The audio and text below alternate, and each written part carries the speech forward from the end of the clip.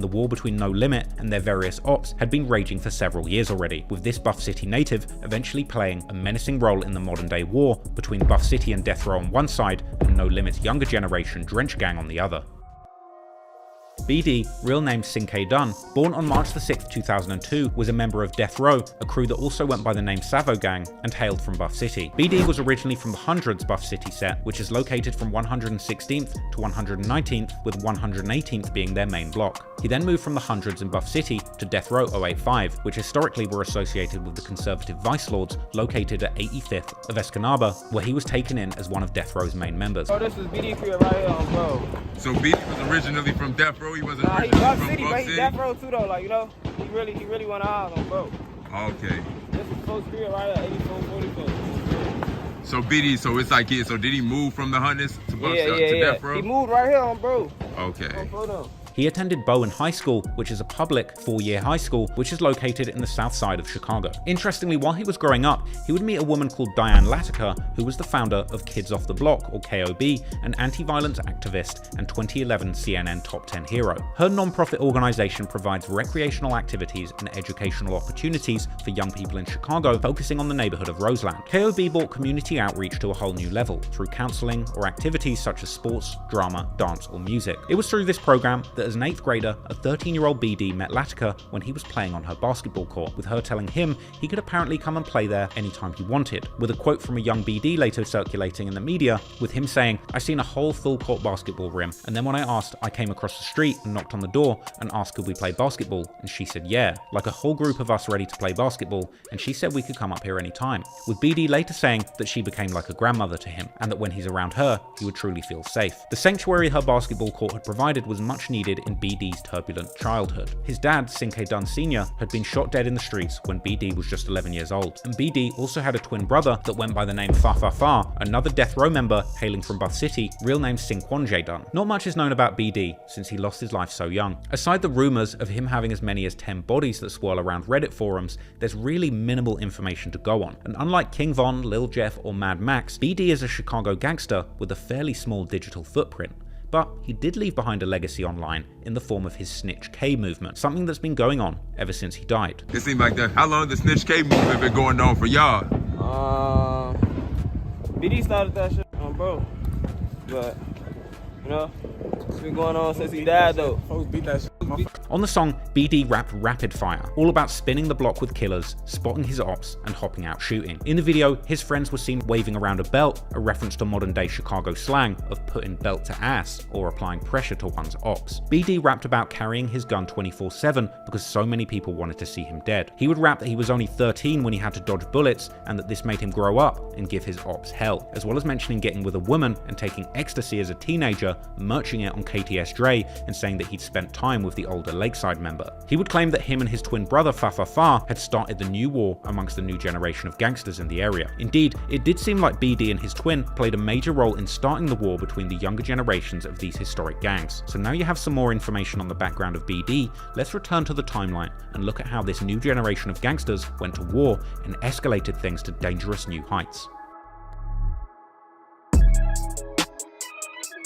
It would be in 2019 that the war between No Limit and the younger generation of Deathrow gangsters hailing from Buff City would spiral out of control. On Wednesday, April 1st, 2019, the streets of Chicago saw yet another brutal act of violence. This time, the victim was 20-year-old Levon Hill, better known as Scooter from NLMB. According to Chicago police, it all went down at 10:36 a.m. in the 8500 block of South Exchange, right in the heart of Deathrow 085 territory. Two males with dreadlocks walked up to a group of 3 men and opened fire. Scooter caught the worst of it. He was shot in the face, neck, and chest. Despite being rushed to the University of Chicago Medical Center, it was too late, and Scooter was pronounced dead. The 2 other men, both 18 years old, were also hit, with one taking bullets to the face and shoulder, while the other was shot in the leg, but fortunately, both survived despite being left in serious condition. Scooter's death ignited a firestorm of disses from his ops, especially on social media. BD's twin brother Fa, one of Scooter's rivals, even claimed on Facebook that Scooter was begging for his life in his final moments. And the disrespect wouldn't stop there. In the track 8-5 flow, Savo from Buff City repping Deathrow takes shots at Scooter with the line, "J Money said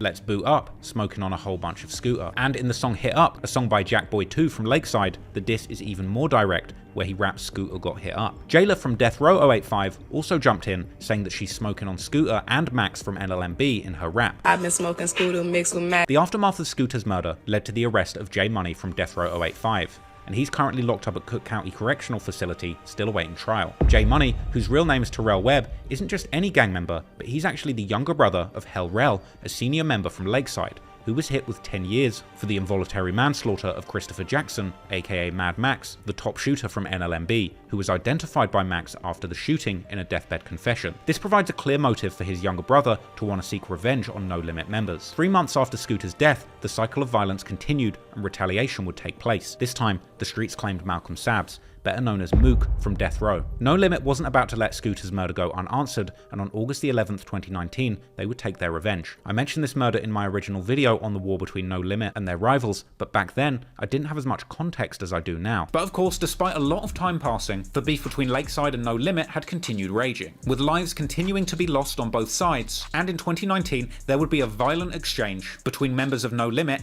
and a terrifying set of new enemies with family ties to Lakeside called Deathrow. Yes, that is an AK-47 on the right. On August the 11th, Mook, real name Malcolm Sabs from Deathrow, is standing on a sidewalk on the 8600 block of South Exchange Avenue when at 1:35 AM, a group of men approached him on foot, opening fire. He was struck in the head and later pronounced dead.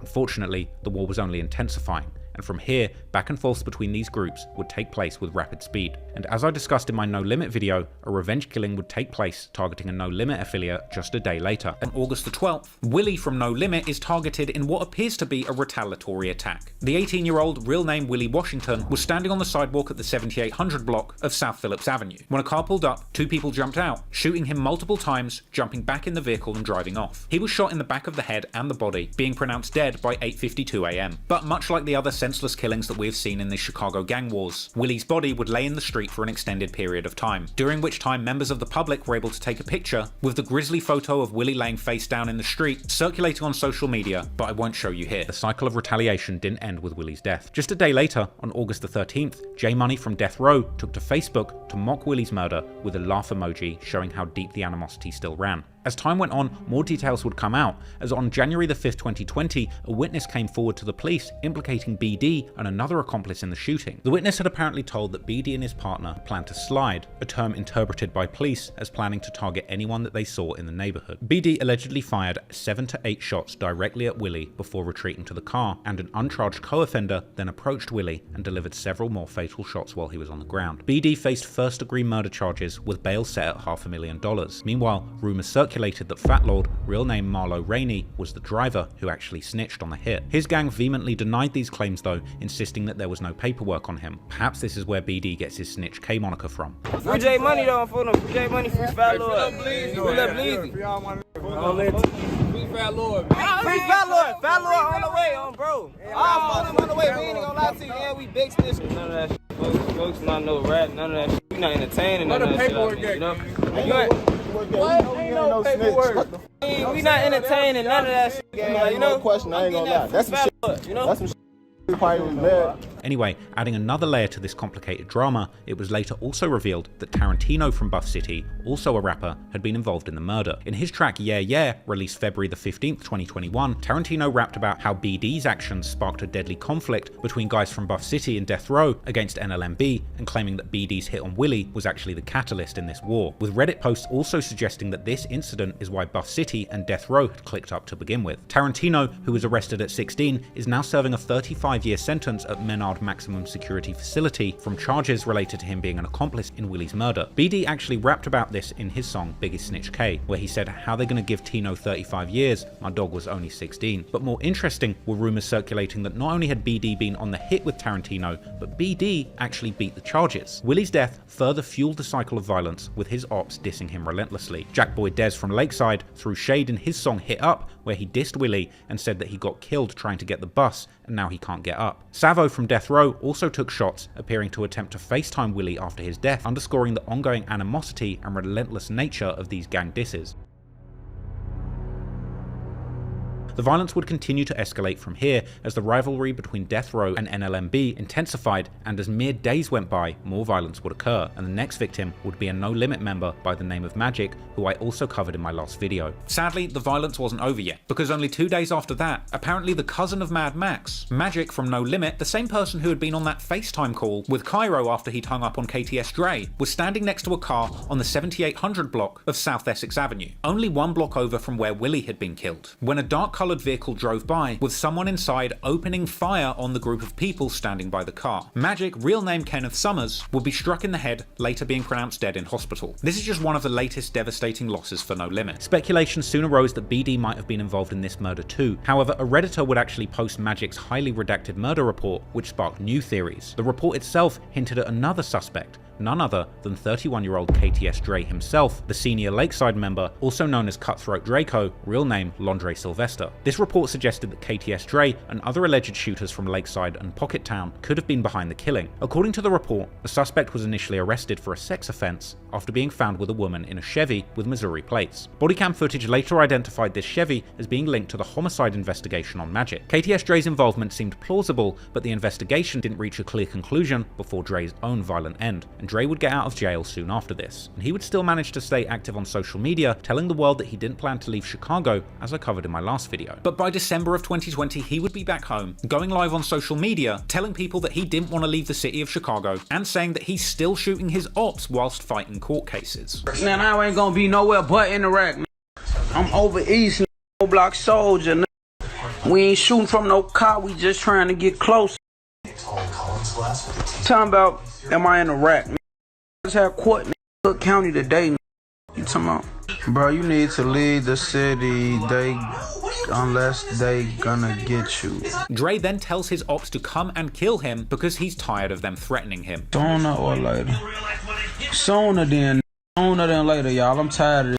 Come take me out this shit. I can't take it no more. Y'all be pissing me off with that shit. Y'all been threatening me for 20 years, bro.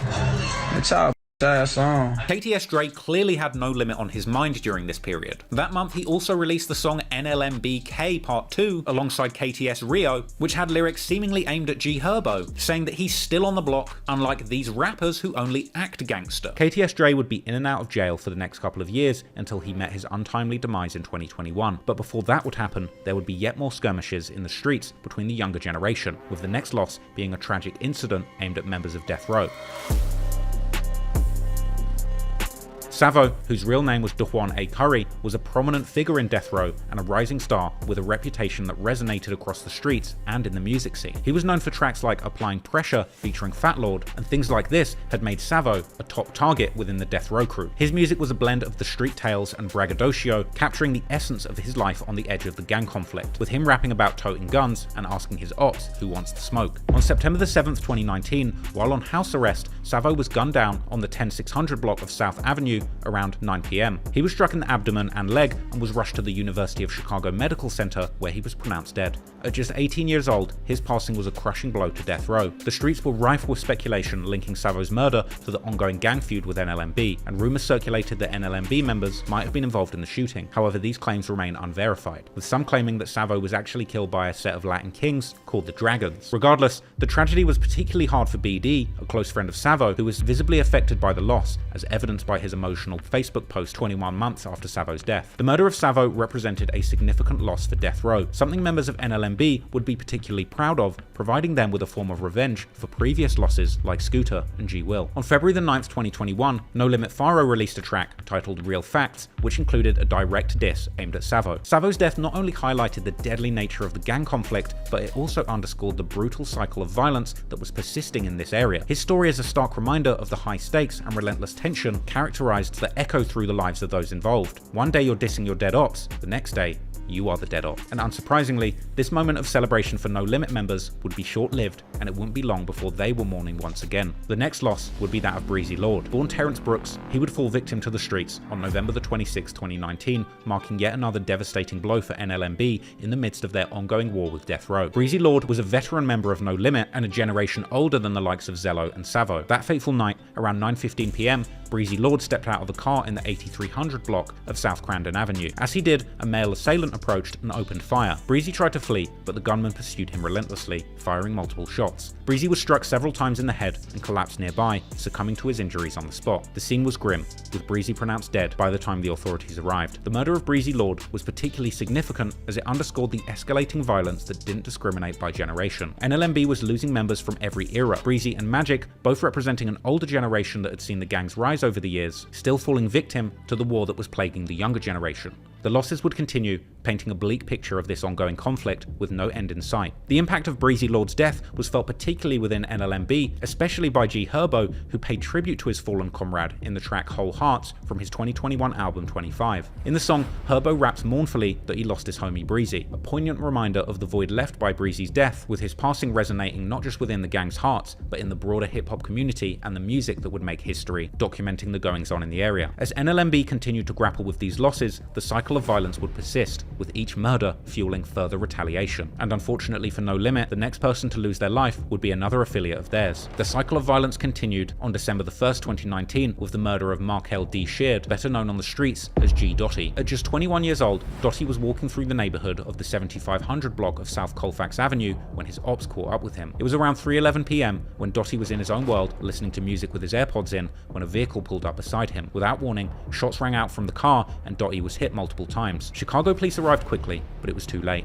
and Doty was pronounced dead at the scene. He was a member of the No Limit clique that was suffering devastating losses throughout this period. However, Doty's roots ran deeper than No Limit, with connections to the M60 clique, a younger generation of a crew called ABK, and in his honor, NLMB and ABK begun referring to Doty Road, naming the area in tribute to their fallen friend. The killer behind G-Doty's murder was later identified as Aero, a member of Deathrow, according to Fa, with G-Doty's murder report apparently confirming this, along with Deathrow members who apparently confirmed it too. Aero's death became infamous, not just for the murder itself, but for the extreme level of self-snitching that would follow. As what can only be described as a case of hardcore self-incrimination, Aero seemingly confirmed the details of Doty's murder, boasting that Doty had been shot 19 times and left to die next to a garbage can. This was a tragic period for No Limit. The violence was relentless, and things were spiraling out of control. This gang war had been going on for decades at this point and leaving scars on everybody involved, as well as a trail of bodies and cycle of revenge that at this point seemed impossible to end. And it would seem the trend of the younger generation of Deathrow members and their allies taking out older veterans affiliated with the No Limit crew would only continue. However, in the midst of the younger Deathrow members causing a huge threat for the older generation of No Limit, ultimately the most prominent older member of the Lakeside crew, KTS Dre, would ultimately get caught himself in the most brutal way. Clearly, KTS Dre was the biggest target for No Limit, who had been beefing with him personally for over a decade at this point. And while perhaps for a time his incarceration had saved him from his enemies in the streets, Dre was clearly marked for death, and in one of the most brutal incidences of violence Chicago has ever seen, he would be targeted from the moment he set foot out of prison. As I covered in my previous video, Dre was shot as soon as he was released from jail, being gunned down in a hail of 64 bullets that took his life in front of his own family. Whilst KTS Dre was still on house arrest for another charge where he'd apparently wrestled a cop for a gun after a traffic stop, with him apparently violating the conditions of his bond and being sent back to the Cook County Jail in June. But within a month, Dre would be eligible for bail, and his girlfriend would post his bond on July the 10th, 2021. Dre would have to put up $5,000 and wear an ankle monitor as part of bail conditions. But unfortunately for Dre,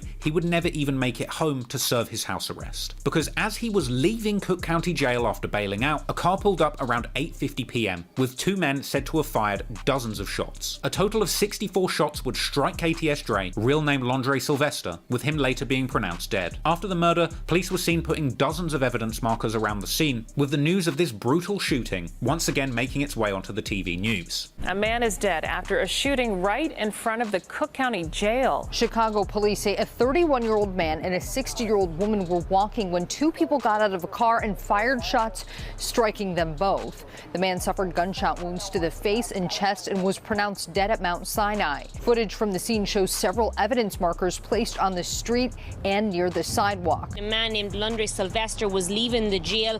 He went by the rap name KTS Dre. He'd just been bailed out, and police say he was ambushed by two men who got out of a vehicle vehicle near the jail.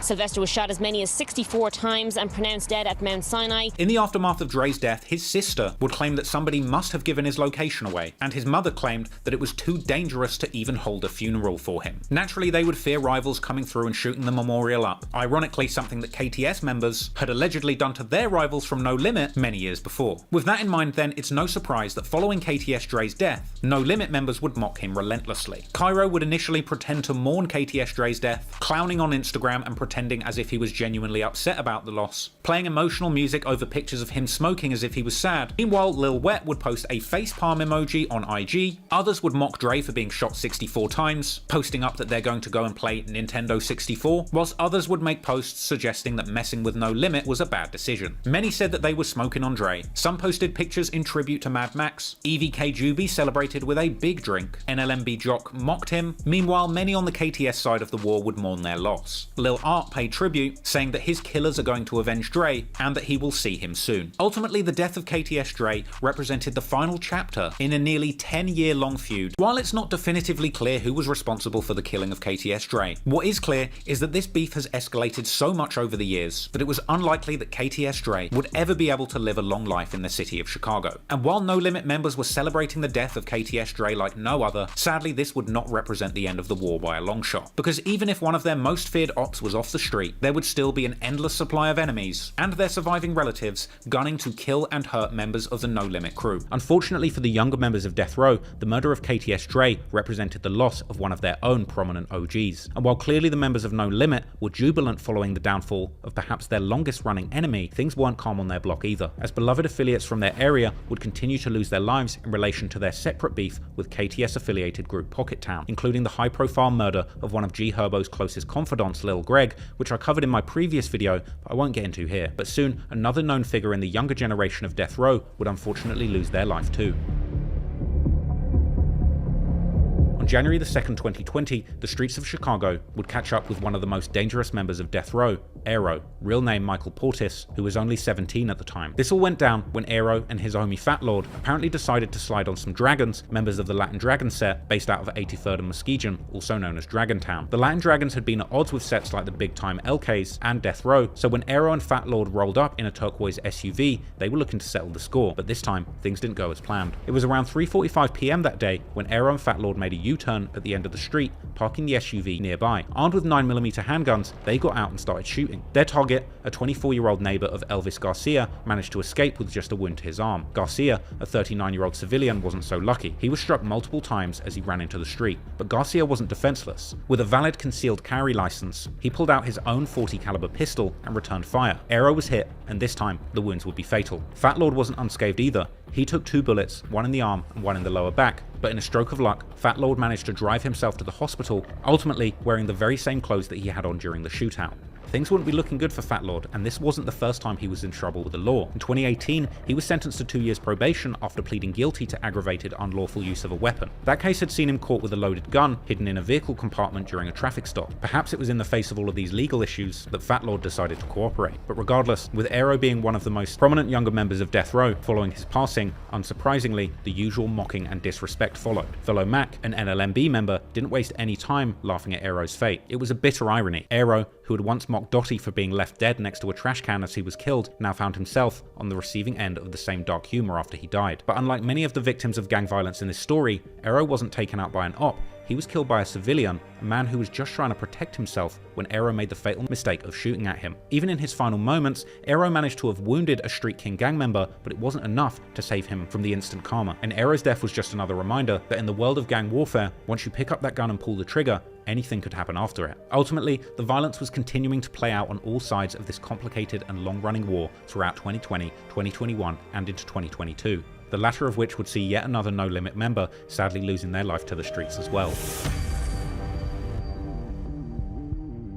Hayden Shavers, better known on the streets as Haydog, was the first major loss for NLMB in 2022. A rising rapper out of the Muskegon Boys clique, Haydog was repping Deathrow gang, a name synonymous with Muskegon Boys youngsters. Despite some whispers that he was an innocent, unaffiliated with NLMB, the truth is slightly more complicated. With a sprawling crew like the No Limit Muskegon Boys boasting upwards of 300 members, whilst not everyone is front and center, it seemed that Haydog was definitely connected, rubbing shoulders with older members like Lil Ro, and perhaps becoming a bigger target as his music career was just getting off the ground. He'd had some success landing a track with Chicago legend Polo G titled Laws of the Land, a song that showcased his massive potential to make waves in the Chicago rap game, but like many before him, Haydog's potential in the rap game was tragically cut short. On February the 18th, 2022, at around 6:15 p.m, the brutal reality of Chicago streets came knocking again. Police found Haydog dead in an apartment on the 11100 block of South Michigan with a fatal gunshot wound to the face. This spot was dangerously close to a hood affiliated with a crew called TSG, becoming a crew with connection to Buff Cities, creating yet another front for this complicated, all-out gang war. This was another crushing loss for NLMB, who at this point had lost so many members, with some people estimating between 30 and 43 of their comrades losing their life in the decades-long war. Death was just the latest devastating blow. And another example of a tragedy in Chicago drill,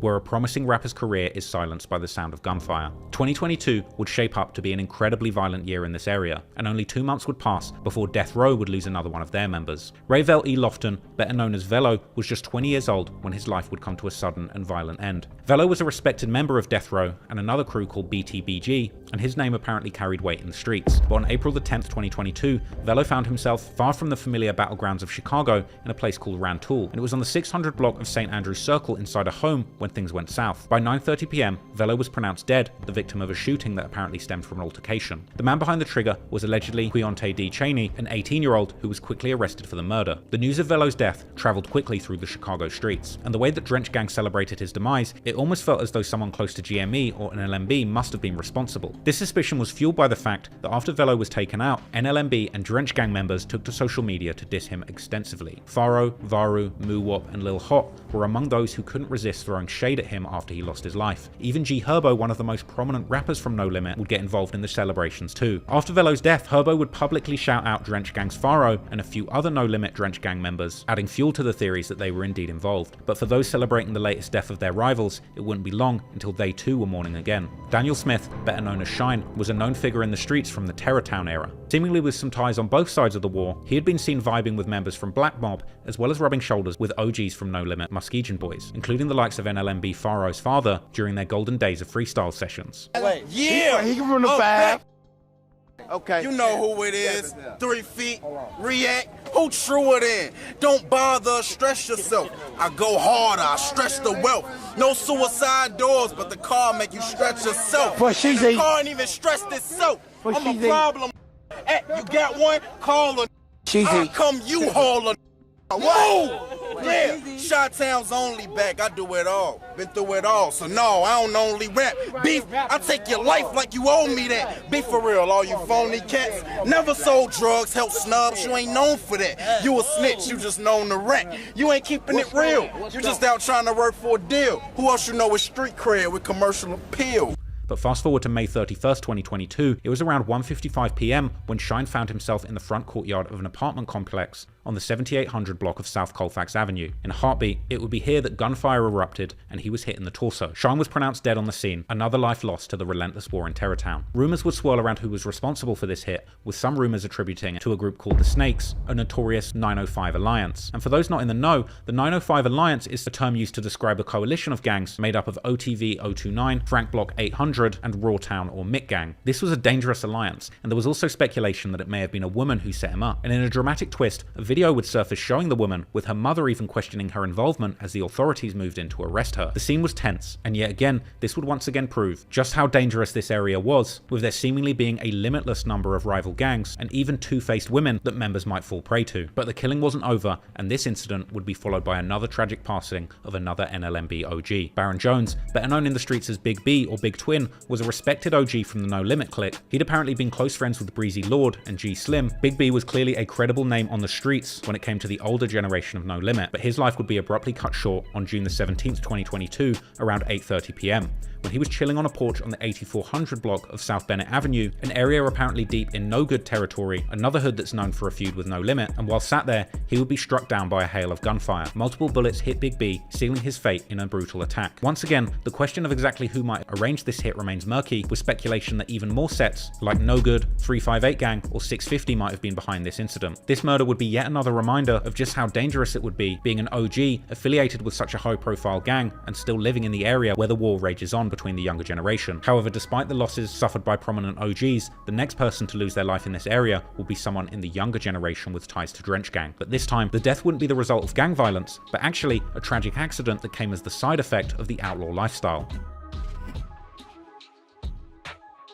Rashawn Reynolds, known in the streets as Twino, was a towering figure in the Muskegon Boys clique, famously affiliated with Drench Gang and a promising up-and-coming rapper. He was apparently well known in the streets to his friends, his enemies, and unfortunately, also the police. On June the 3rd, 2022, Twino's life came to a tragic end, not at the hands of his ops, but actually in a high-speed car crash following a chase with Chicago police. This was another devastating blow to the younger generation of No Limit and Drench Gang, with him apparently being deeply involved in the rivalries in the area from a young age. Photos of him as a mere 10 or 11-year-old would actually show him dissing No Limit's rivals, a wild reminder of just how young some of these members can be groomed into stoking the ongoing gang wars. In a dark twist, one of his ops, Lil Art, seized the moment to mock Twino's death, drawing a parallel to the time that No Limit had clowned Ronnie Mo for a similar fate years earlier. I don't want to have none of that. Little boy always talking to me. You should have drove your car right. Shut up. I don't want to hear that. Ball up. Bye. Would you? Y'all crying. Nobody did. Everybody, every time somebody die, and they don't die from gun violence, I was that. Ain't nobody do shit to folks about. Ooh. I'm like, man, shut up. Y'all go to them funerals, man. Bye. Shut up. Ronnie Mo died from and all type of jokes about folks. I don't want to hear none of that shit on folks' grave. I'm not really the little boy died or none of that shit. He didn't do shit to me. He didn't bother me in no type of way. He just always talking. So I'm smoking his ass. I'm folks them. I don't know about none of that. But it's somebody that died to gun violence, man. Recently, man. Like, what you be talking about then? Go do something about that.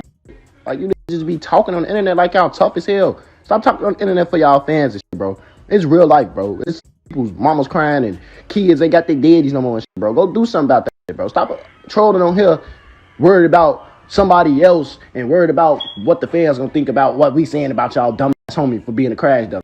Oh, Black the Rank, that was nice. Yeah, that's the one that came down that block when they shot each other, but I ain't on recording, but it. Hey, where you was at? 50th? 59th right there, I mean. 59th. Damn, you dead dumb.